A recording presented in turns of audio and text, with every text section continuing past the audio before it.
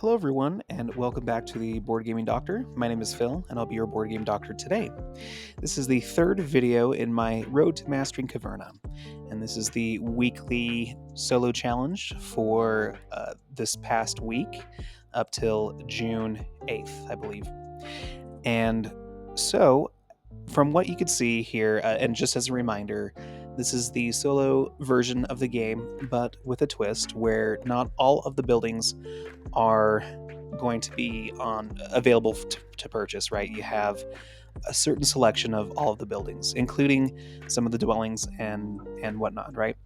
So I'm looking at some of the buildings here, and my approach to this solo match is going to try to pattern what I learned from playing the perfect solo game, or at least the highest score that anyone has been able to accomplish with this game. And picking out some of those buildings that seemed to work very well in that scenario is what I was trying to accomplish here, right? And so from the list that you're able to see, and what I'm trying to do at first here is to place out a lot of buildings and excavate enough to get that food up in the corner, but also to allow for room to build out some of these more efficient buildings earlier on. The stone carpenter is, or stone carver rather, is one of the buildings that is found in that perfect solution, but we don't have the carpenter available for us in this particular round. And so that's why I went with the wood supplier to give us a pseudo discount on wood throughout at least the first part of the game, giving us 7 wood throughout the next couple of rounds. Stone carver is what I meant to say earlier. So, looking at some of the other buildings that we have available that were very beneficial to a perfect round, we do have the office room available for us to build out later, and it probably works out better to use later on anyway, because we need to fill out portions of our cave and farm to allow for double building or overhanging to occur. So I'm not targeting the office room yet, but in the original Perfect Solo game, what I noticed that really helped with the food and animal situation was to build a mixed dwelling and house your pigs there. We don't have that building available for us in this round, nor do we have the guest room. And so, as a sort of backup plan, I was thinking that I could use the breakfast room to hold the cattle that I would purchase through some rubies here in the next upcoming few rounds, to allow myself to have room for those cattle, and then use what originally I would use for my cattle out on a pasture for pigs instead. So I don't remember which. I think at this point I was debating whether to go with the breakfast room first, or to go set myself up for a ruby supplier was also in the mix, even though I can't build it right now. I think I was also debating where to. And here I once again noticed that that's probably the biggest benefit from the guest room, which allows you to use an either or situation as both. And that is very particular for the Wish for Children action earlier in the game. You can have enough resources to build a dwelling and then increase your population, right? Or add that extra worker, that extra dwarf on the same turn. Very efficient. And so the guest room, I think, is partly very strong for that interaction in particular. But here, because I don't have that efficiency available for me, because there are there is no guest room available for us. I believe I'm thinking about, if I should go for a dwelling versus a breakfast room, and I go for the dwelling. I'm pretty sure, and I'm also trying to figure out where I'm going to place that dwelling to allow for the state parlor, which is available in this round, to um, allow myself to get some food and the maximum amount of points. So I went ahead and got that dwelling down in a good position. So I will be targeting the office room to overhang and allow for the state parlor to maximize. And I'm going to take the wish for children action to get started here. I believe I approached it very similarly to the solo game, perfect solo game, where I would, I think, take a begging marker, but I might have paid some food, some sort of source for food to avoid that. Either way, in this round where feeding is decreased by half, I definitely had enough food for 3 workers there, or 2.5 essentially. So, mirroring what would normally occur at this stage of the game, I would go ahead and get the rubies. And using the 5 rubies that we've obtained, I'm going to use 2 of them and the 2 food that I have currently to make sure I have cattle, and therefore I want to also use a ruby to get another pig and set up my pastures, or meadows rather, to allow for a pasture to be built. And I'm patterning the setup here as I would in the perfect game, to build a small pasture up on top and allow for the open meadow and my dogs to hold my sheep. And I will sow. I do end up using a ruby to grab a veggie, which I think will come in handy later on when feeding myself. There is no food chamber in this round, and so having a lot of balanced wheat or grain and veggies won't benefit me more so than it would in that scenario for points. So I'm more lean, and the ones that are available are I forget the buildings names, but the one for sheep and the one for cattle. And so I thought that I could try to increase and continually increase my holdings for sheep and cattle earlier on. So we'll see how that plays out here. Because in that perfect solution, using your animals for food is seemingly the most efficient way to do so. So here, I am exchanging. So I do grab enough animals for breeding pairs for both pigs and cattle. I'm still missing 4 food. And I forget how I fixed this. I believe, yeah, I ate my veggies, and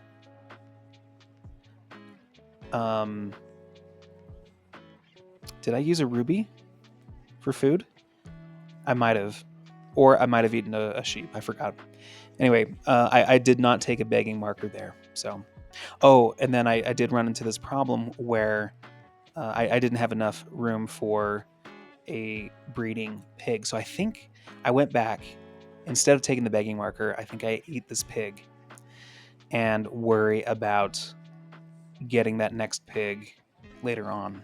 So what I ultimately went for was I ate my vegetables. I forgot that I did this. I went ahead and did not purchase any of the cows. I used my resources to get enough food. Essentially, I believe, using rubies essentially to feed myself. I still had 2 left over, and decided that I needed to build the breakfast parlor to do so. So this next round, I blacksmith and gather ore and then blacksmith to furnish the breakfast room. So that way I could um, use those 2 rubies to purchase that and furnish that breakfast room. So I place it there. And with the remaining expedition points, I do want to. I believe I get a stone and also like a veggie to feed myself, and to allow for enough food to use with my rubies to get a breeding pair of cattle. And there, I finished the expedition, got the stone and the veggie. I do have enough food now after eating a pig and a sheep, and I believe a grain. And I think this is where I realize where that I needed at least one more food to be able to purchase 2 cattle for the breakfast room. And so I believe I went ahead and ate that veggie that I had harvested to allow for the conversion to happen. So I redid the exchanges, ate the 2 veggies that I had, and did not mess with the grain. And that, because I realized I wouldn't need those veggies for scoring later on, or at least a scoring priority for a yellow building. And so that gave me enough to keep the grain as well as enough food exactly to feed myself and purchase those 2 cows for breeding. So continuing on, I'm going to continue to excavate and focus, I believe, on building out the office room, since I have quite a few resources here to do so. And it was at this point where I believe I made a mistake in the fact that I thought that the urgent wish for children, or sorry, the other wish for children action that gives you an either or children wish and sewing action. For some reason, I took that and did not think about how the urgent action would flip by the next round and would give me the opportunity to get an extra person with a furnishing of a dwelling at the same time, without having to use the efficiencies of the guest room beforehand, just waiting for that to naturally occur. And so I made that mistake a round early, even though it probably is beneficial for me to try to push for another family member anyway. Um, and so here, I mean, this is the debate that I was having, as you can see, looking at that action, forgetting that the wish for children action would flip. At this point, do I build the office room, or do I focus on trying to build out a dwelling so that way I can uh, get another worker onto the board?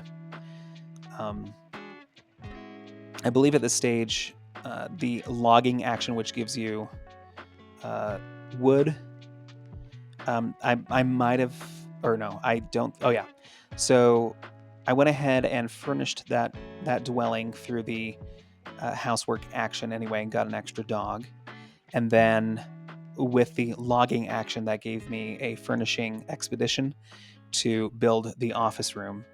And for here, it didn't really matter where I placed it, because I could overhang an excavated double cavern tile up there in the corner to flank those dwellings that I've just built. So I pivoted here, uh, built the dwelling, but missed out on the efficient, I guess, action to um, uh, furnish a dwelling at the same time as wishing for a child, since I had to. I essentially had an action free here that I could have done something different. I don't know what I would do differently. Um, Perhaps I might have sown my grain and tried to maybe place a field and pasture tile uh, out onto the board so I could try to overhang a little bit more than I did. Because normally, what would happen is I would have some rubies from the ruby supplier by this time, uh, according to the pattern, and I could use those rubies to place a single field or uh, open meadow out onto the board on my field portion to the left. And so I did not have any rubies left over because I used them all to essentially feed myself and get the pig and the cattle on board my cattle breeding engine.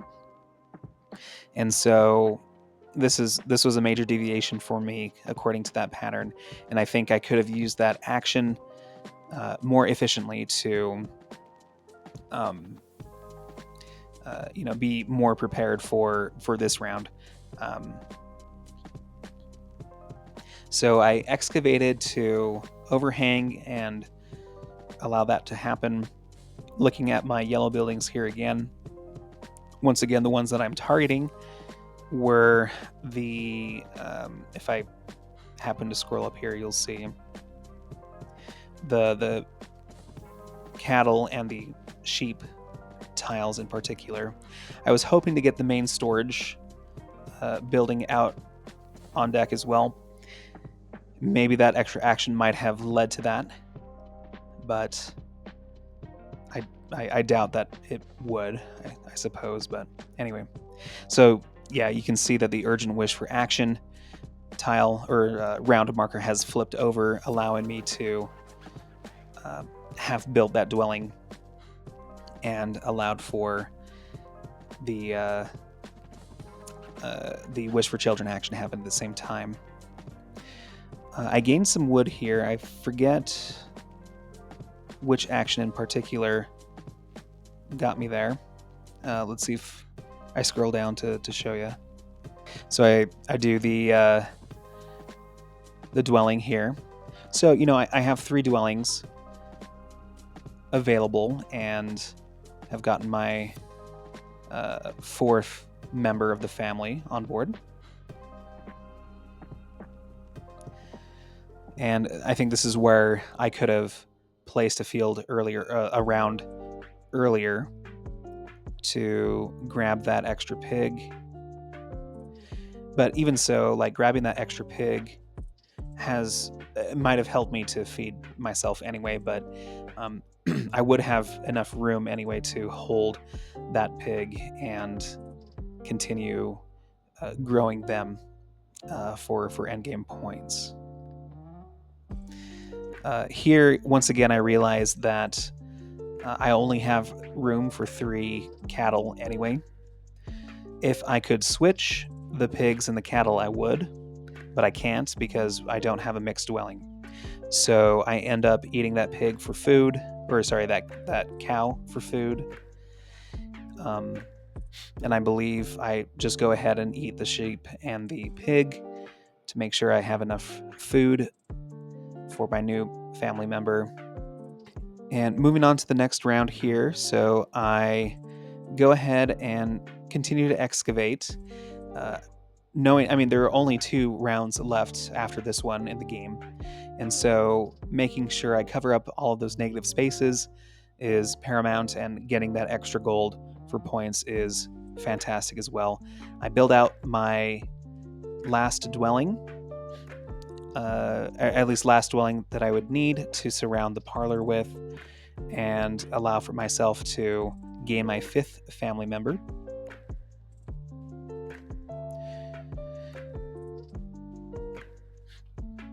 I go ahead and overhang to grab that pig and allow myself to sow. I can only sow 2 grain at a time, even if I have 3. It's always up to 2 grain and 2 veggies if you have them. And once again, I'm not too concerned for veggies right now just because I won't need them for scoring at the end.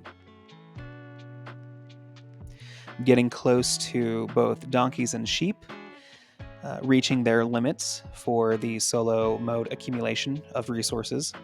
And so I'm thinking about those open meadows up top, and I know that I need to build out a large pasture to hold those donkeys that I will accumulate on the next turn to maximize the amount of donkeys I have. And I'm also thinking about at least placing out the state parlor. I do have enough money to do so thanks to the overhanging to grab that and grab some extra food too, so I don't have to consume as many animals this round. None at all, because I hit exactly 9. So that state parlor really came in handy for food. And one of the benefits of those buildings is the opportunity to gain food as well as points. And so I think that's why they are so efficient and used in high scoring games. For the rest of my expedition for the blacksmithing placement spot, I already furnished my room, and I think at this point I would have, or normally the perfect solution would have me placing out a double pasture for 2 wood. I'm not able to do that because I haven't advanced my weapon high enough, and so I grab a veggie and some stone to help out with future buildings, such as the additional dwelling for my 6th person that I'll be able to obtain the next round. And I go ahead and eat the cattle I would not have room for anyway. And so it's probably one hiccup that I had in this game. Maybe I could have allowed myself to build like a small pasture or something to hold some extra cattle. That might have given me an extra point or 2 at the end of the game. Like with one of my expeditions, instead of grabbing the veggie, I could have gotten that small pasture up there. Because here I want to do, I believe, sustenance or slash and burn. I might do slash and burn just because I do have some empty fields open. You want to try to maximize the amount of sowing that you do every time you do it. And so if you have at least 4 fields open and 2 of each type of crop, that makes for an optimal sowing action. And I did not do that. I did sow with only grain. So maybe some management with those might have helped, even though the extra veggies for food came in handy earlier on in the game when I did not have them available. It would have been nice to have the ruby supplier at this time, because that might have gotten me some extra opportunities to place down some meadows, or to place down or gotten some like extra veggies so I could sow for those points, right? But anyway, I do excavate. I play out another double tile there, so I could at least sow 3 of those 4 fields. It's something. And now I am able to I believe I will urgent wish for children to get that extra dwelling with the wood and stone that I have available now, but also wanting to accomplish that as well as placing out my donkeys before I lose them. I think I take a logging action here to gain some wood to do both this turn. So go ahead and take the logging action here after taking some time to math out how much wood I would need to do my additional dwelling, as well as the the large pasture. So at least I thought that's what I was doing. I think I was looking at the expeditions just to see if I could do both, like do an expedition for a large pasture for less wood. But I went ahead with the logging action to get enough wood to do it with the donkeys and to grab that stable as well. So I'm all set for donkeys there. And I will go ahead with my last action. Not able to... it's unfortunate saving that last action. I maybe could have done things in a different order here to advance my weapon, but ultimately I place out my additional dwelling to grow my family one more time in time for the last round. For feeding, I think I do eat a donkey here, actually. I still don't have room for extra cattle, which is, I think, part of the detriment that I had. If looking back, if I was able to allow myself some more room, that might have helped. I think maybe having that ruby supplier could have aided in allowing myself room for more cattle. I won't deny that they have been nice to feed myself with, but that is it is what it is. Another solution that I could have had throughout this game as well is just like with the state parlor. If if I had another chance to either to build something else other than the dwelling that I didn't need to build, essentially, I could have built like the building, the yellow building for sheep, to gain some food that way. So that way I wouldn't have to eat as many animals, and yeah, I could have used rubies to maneuver and manipulate my board for more room. So I think that's probably the biggest takeaway. That maybe is what I could have done differently this game. So yeah, I feel like there's been like an action or two that was suboptimal in this case, but we're all learning here, and that is what this is for. So for this final round, I grabbed those rubies. They will come in handy, mostly to fill out some of those negative points, just because I didn't know what else to use them for.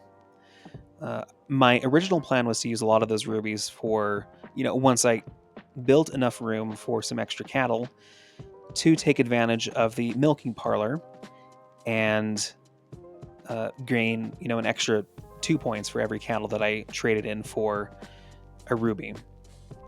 That was my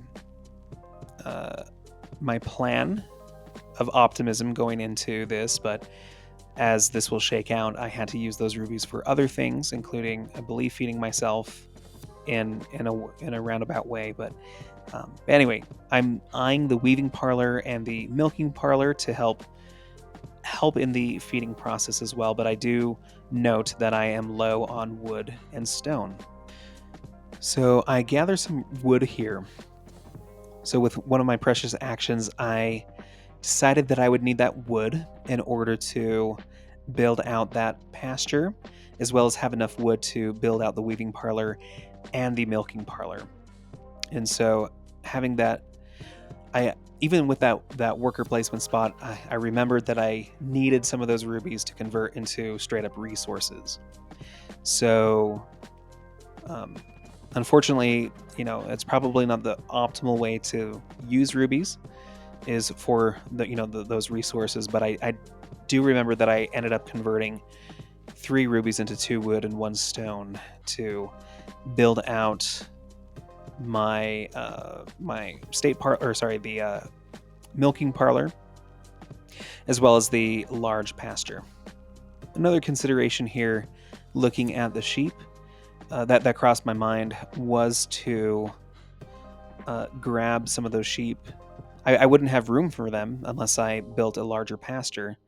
But it would have been nice to have that sheep and then utilize the weaving parlor for food. But, you know, if there was a way to get to that point, that would have been awesome.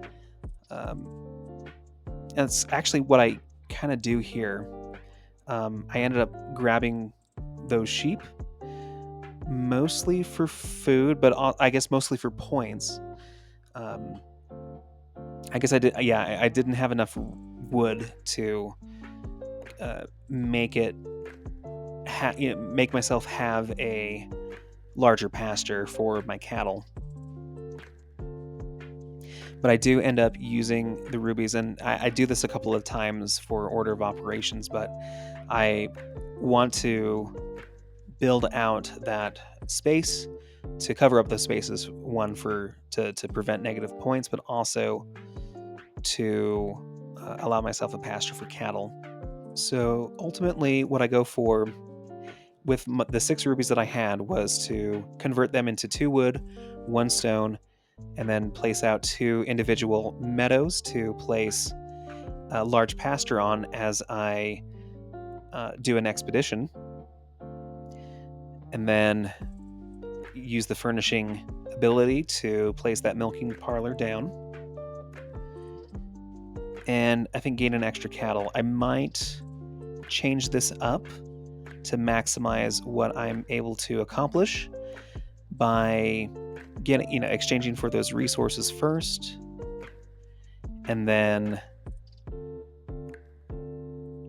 doing the expedition to grab a cattle first. So I place down my large pasture, grab a cattle, and then do the milking parlor just to get some extra points there and food. And then that will allow me to, I think, just eat a grain for that last remaining food, and then convert the last remaining ruby into that cattle for points. So I ended up with 6 cattle in total, 7, I believe, with the breeding. And here I'm left over with a couple of animals, and so I might have discarded them just because I didn't know how else to handle the situation. I might go back and eat. Yeah, I think I might have eaten an extra sheep or something like that in order to allow myself to gain these points and feed myself accordingly. So 114 was my final score. I ended up placing 3rd overall in this weekly challenge. And so going through having that blueprint of the perfect solution really helped me identify which buildings were going to be the most point heavy, and allowed me to tailor and be flexible with my strategy to try to accomplish that in the end game. I could have done some things differently. I think remembering when the urgent wish for children flips over so as to not waste a turn building a dwelling and then, placing a child on the next turn. I think that would have been a good use of time, and then that might have opened a pathway for me to, I guess, yeah, doing that might have led me to allow myself to build a ruby supplier so I could use those rubies to advance my game a little bit further and gain some extra points that way. Otherwise, I think I played this fairly well. And yes, it's I don't know how you feel about it, but using in this solo challenge, using the perfect solo solution as a sort of blueprint to approach this, I remembered those steps and in which order to take them, right? Like doing the excavations really earlier on, really just focusing on children in the mid game, and then using rubies and such to be really flexible. So sure, I might not have approached this completely by myself, but using this blueprint, which is still fresh in my mind, to try to accomplish this might have been a crutch, but at the same time, utilizing the information that I've learned from that and applying it to this particular puzzle where not all the pieces are present for that perfect solution was really interesting and helped me understand more and more the timing of this game, and remembering some of those key features and rules to allow for more optimization in the future. So I think it was still a great exercise, and happy to have done a lot better than my previous weekly challenge. I believe I was 12th overall or something like that. So I mean, and honestly, there's probably approximately 15 to 20 people doing this challenge anyway per week. So it's not a huge crowd, but it was really cool to place in the top 3, and hopefully we can get to a point where we get the highest score. So thank you for watching, and I'll hopefully catch you on the next portion of my journey to mastering Caverna. Thank you.